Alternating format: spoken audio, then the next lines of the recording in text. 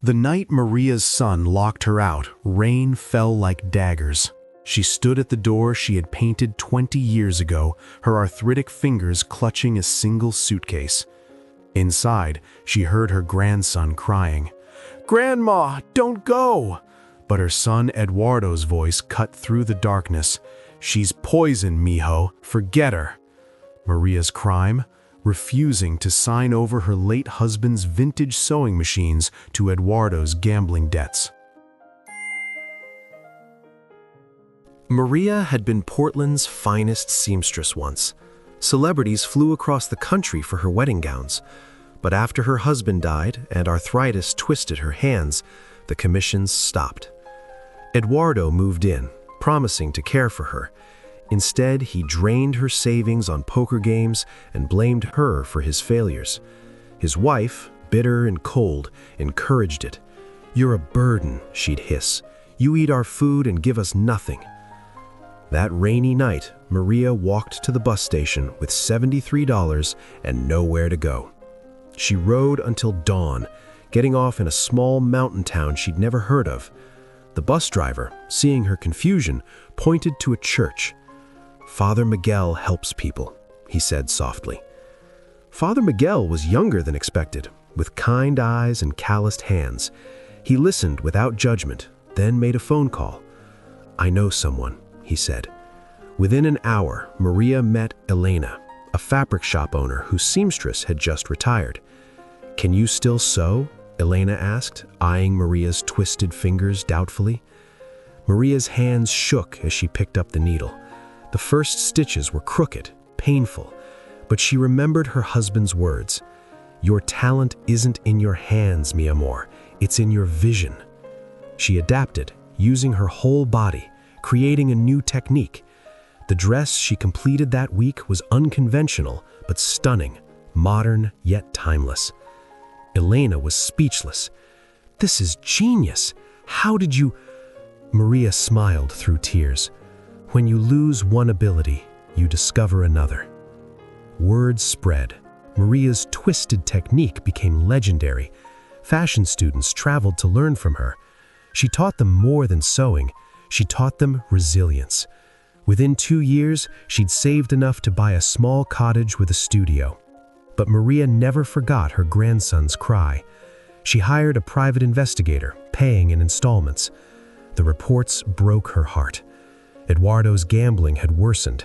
The family was evicted twice.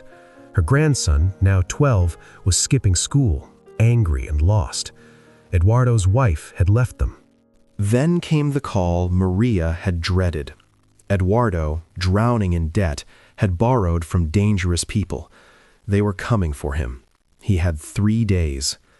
The investigator's voice was grave.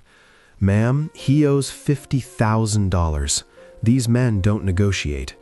Maria stared at her savings book. She had exactly $52,000, everything she'd rebuilt. Her hands trembled as she held the phone. Every instinct screamed to hang up, to protect herself. Eduardo had abandoned her, stolen from her, taught his son to forget her. She closed her eyes and saw her grandson's face the night she was thrown out. She made her decision. 3 days later, Eduardo answered his door to find 2 things: the dangerous men standing beside his car, money in hand and satisfied, and his mother sitting on his couch, holding his sleeping son. "How?" Eduardo's voice cracked. "I paid them," Maria said quietly. "Every cent I saved." She stood, her small frame somehow towering. "But this comes with a price." Eduardo collapsed to his knees, sobbing. "I don't deserve—" "No, you don't." Her voice was steel wrapped in sorrow. "Your son does. He deserves a father who chooses differently." Maria pulled out an envelope. "Inside is the deed to my cottage and studio. It's worth twice what I paid your debt. But you cannot have it unless you meet 3 conditions for 1 full year." She listed them. Eduardo must attend therapy and gambling addiction meetings. He must get a steady job and keep it. And every Sunday, he must bring his son to volunteer at the homeless shelter. At the end of 1 year, Maria continued, if you've honored these conditions, the house is yours. You can sell it, rebuild your life properly. If you fail even once, the house goes to Father Miguel's church, and you'll never see me again. Eduardo clutched the envelope like a lifeline. And you, Mama, where will you live? Maria's smile was small but genuine. Elena's offering me her guest house. I'll keep sewing, keep teaching. I'll be fine. I've learned I don't need much to be rich. She kissed her sleeping grandson's forehead and walked toward the door. Mama, wait! Eduardo's voice stopped her. Why, after everything I did? Maria turned, her eyes glistening. Because you taught me something, mijo. When you threw me out, I discovered I was stronger than I knew. I learned that my worth wasn't tied to this house or your approval. I found myself again. She paused. And because I remembered what your father told me before he died, he said, everyone stumbles. The question isn't whether they fall, it's whether anyone cared enough to offer a hand up. 10 months later, Maria sat in the back of a community center.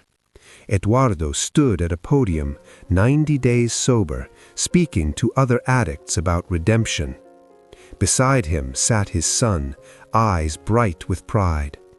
Eduardo caught his mother's eye and mouthed, "Thank you." But Maria knew the truth. Eduardo had saved himself. She'd only held the door open. True strength isn't measured by what we withhold, but by what we choose to give when giving costs us everything.